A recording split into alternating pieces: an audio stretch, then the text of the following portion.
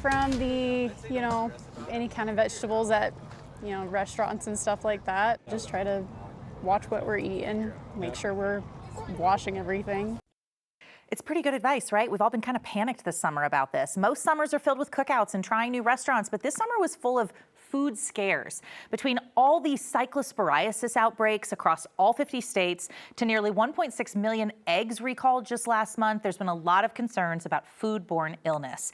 As a result, a lot of people are trying to figure out, how do we eat? What do we eat? How do we prep our food? So today we've got someone here to help us. We've got Vital Foods Safety Prep, Vital Food Jamie, of course, Jamie Stein. Thank you for being in again. But talking about safety prep and how to get your food ready. And also we were discussing before this interview, what's safe in the fridge for how long?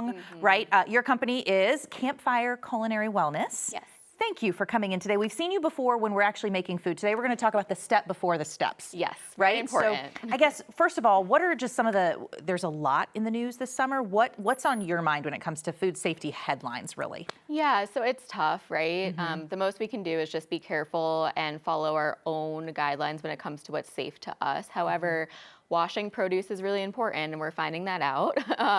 However, you can't really wash off that parasite, unfortunately, which is really sad, but it's a reminder to properly wash your vegetables in a vinegar rinse or baking soda rinse, and then running it through running water. So not just dipping it back in that water, but actually running it through the sink as well. It helps get off any bugs or any pesky things that could be on the outside. There's the potential that some of those parasites might run off of smooth foods that way. But it's just a good reminder to always wash your produce, really, and wash your hands as well. And not cross-contaminating cutting boards and just be wiping. I always feel like chefs have this really high level of intensity when it comes to food prep compared to us everyday chefs. Does it almost gross you? Are we cleaning our food right? Yeah. Us average folks? I'd say I think most people are. Okay. However, we are more diligent about it, I'd say, just because we do have to undergo food safety training, and it's really important when you're feeding people to be super vigilant about how you're preparing your food. So yes, like you mentioned, if you're cutting chicken on a cutting board, please wash that cutting board before putting any other produce on it. Even if you're cooking that produce, it is not proper food safety technique to cut that produce on the raw chicken cutting board.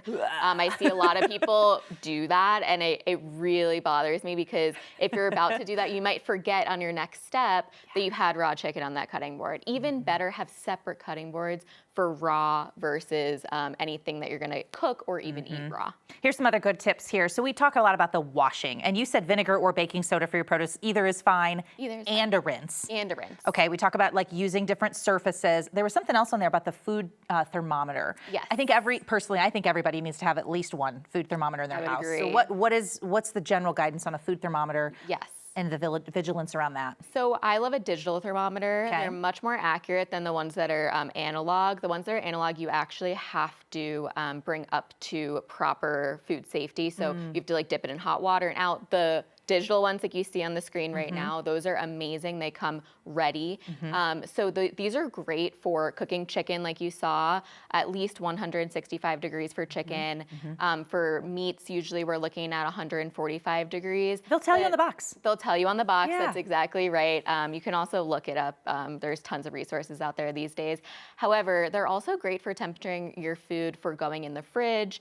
If you're worried that your food might be within that danger zone of 40 and 140 degrees, if it's anything in the middle of that, you can temperature your food to see how quickly it's actually cooling. And you can also temp your food in the fridge to make sure it is below 40 degrees. Okay. So it's something when you're heating up leftovers, you can temp your food to make sure it's at least 165 degrees as well. Okay. They really come in handy in a lot of different ways in the kitchen. And then my last question, because then we need to go out here, is your number one point here. If I'm cooking and I've got stuff on the table, for how long before that needs to get in the fridge? Yes. 2 hours? Under 2 hours, yes. Okay. So time and temperature are the biggest things to keep in mind when it comes to food safety. So under 2 hours after it's cooked, get that in the fridge. And temperature, like we just talked about, that food thermometer comes in really handy. Okay. All right, everyone, stay safe. Don't find yourself sick from your food. We can do it. Jamie, thanks for coming in as always. We'll take a break. We'll be right back.